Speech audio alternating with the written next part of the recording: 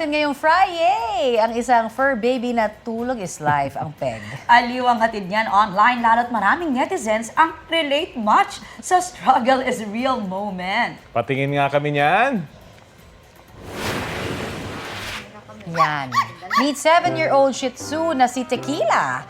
Kwento ho ng fur parent niyang si Chelsea. Ginising nila ang pupungay-pungay na alaga para bilinan na kailangan anya nitong i-receive ang parcel na darating sa bahay.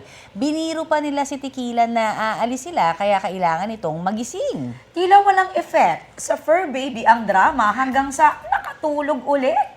O, di ba? Daig pa ang puyat sa trabaho. Ang video na yan, meron ng over 145,000 views at mahigit 16,000 likes sa TikTok. Tequila, ikaw ay...